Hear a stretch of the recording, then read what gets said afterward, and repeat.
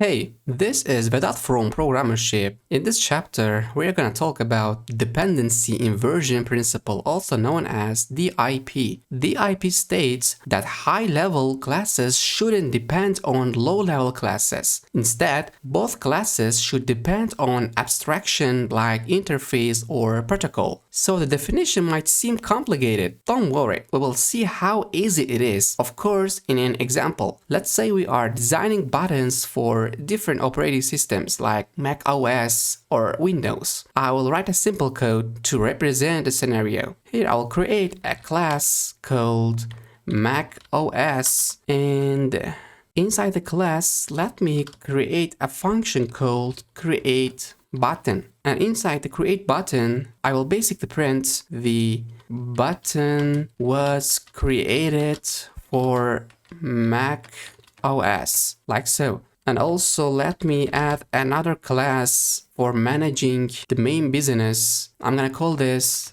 design manager, and inside this design manager I will create a function called generate button. For the parameter it will be target OS parameter name, and its type will be Mac OS. So inside the generate button function, basically let's call target OS dot create button. Also, let me create an instance of design manager class and call the generate button function. Let's say let design manager is equal to design manager. And in the next line, I will say design manager dot generate button. For the target OS, I will pass the Mac OS class instance, like so. Let me hit run.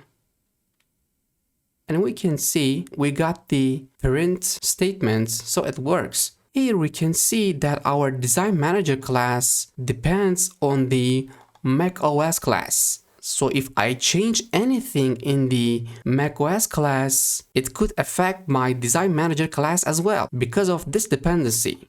Also, if I want to add another operating system such as Windows, then I have to make some changes in the design manager class as well. It violates DIP.